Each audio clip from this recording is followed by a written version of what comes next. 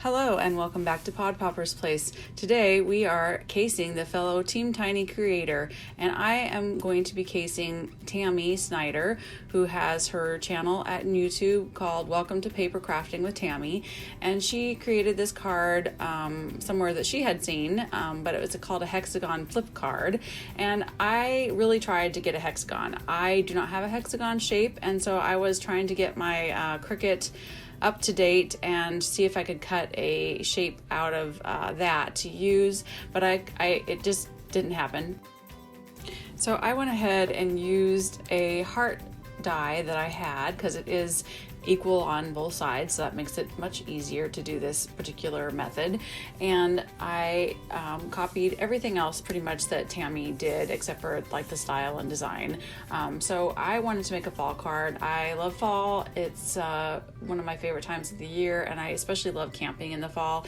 And so I had this cute little s'mores set that I haven't used yet, that I got from another crafter. And so I thought this would be a really cute place to use this with some fall themed paper. And so the first thing you have to do is just cut a regular 8.5 by 5.5 sheet of cardstock. After you have the A2 size cardstock, then you want to score at the 4 1/4 mark like you traditionally do for an A2 card, but then you also want to score at the 2 1/8 mark as well. For the decorative paper showing on the outside, you want a 5 1/4 inch strip by just under 2 inches. That'll give you a nice even border around the whole thing. And when you put this tape paper down on your front little fold, you don't want to put any adhesive in the area where your die cut is going to go or where your shape is going to be cut out, so you can remove the decorative paper after cutting. So that only half of the heart is cut, I'm only placing the top portion of my Big Shot plate on the half that I want cut as close to the edge as I possibly can without going over. And it cut really close, but I just used an X-Acto knife to cut just a little bit further at the top and bottom, just so that it got right at the edge. For the inside of the card, I used the other side of the Designer Series paper, and that is cut to a 5 1/4 by 4 inch width page. This really helps the heart pop.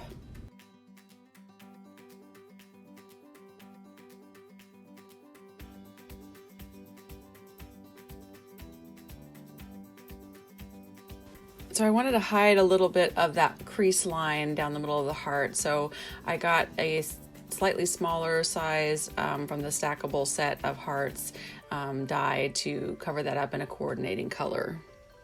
There's so many different ways that you can embellish and decorate this card, but I kept this one fairly simple. This s'mores stamp set is from Neat and Tangled, and I really like how the die is really cut closely to the line of the stamp.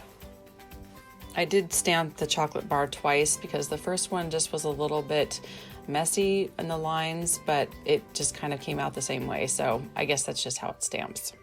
I don't usually die cut first and then color, but I wasn't sure if I was going to be able to die cut both of the chocolate bars because of how close they were positioned to each other. So I went ahead and cut those out first to make sure that I had the pieces that I needed and then colored them. But definitely coloring first makes it easier because it was kind of hard to hold these. And then the little banner, I mean, I don't know if you know, but you can make them shorter by cutting on one end and then taking it out and moving it and cutting it on the other end. So even if your banner die is a little bit long, you can still shorten it and still use it the way that you want to for a shorter sentiment.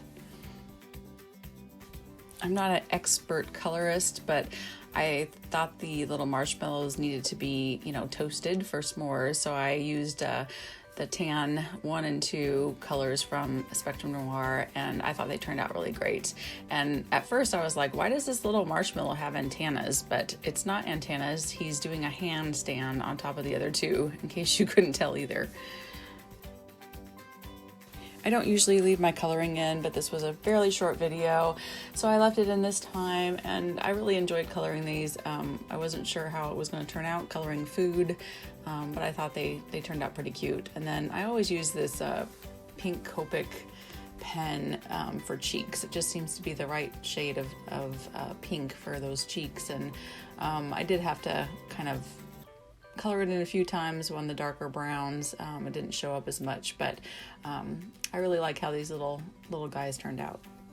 They look good enough to eat, don't they? I'd love it if you left me a comment about what is your favorite thing to color. Do you prefer to color people? Do you prefer to color animals? Do you like to color food? I think I prefer to color people. They are probably my favorite thing to color. They are also the most difficult in my opinion, but I enjoy those the most.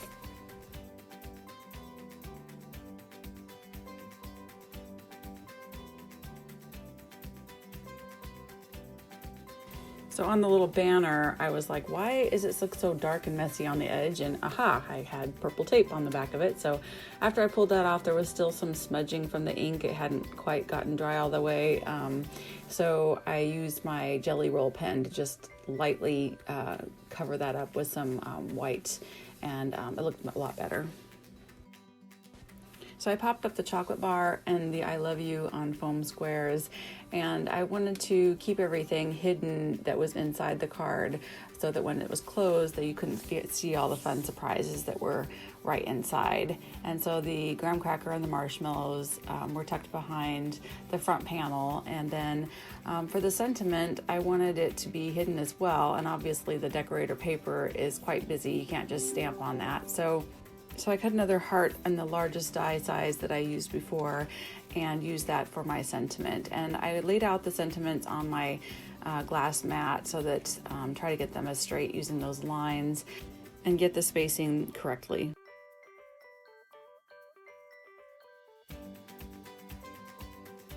I apologize that a few things got cut out, the stamping of the sentiment and the finished coloring of the chocolate bar, but I kept getting phone calls interrupting my video, so these things just happen sometimes and you just have to kind of go with the flow.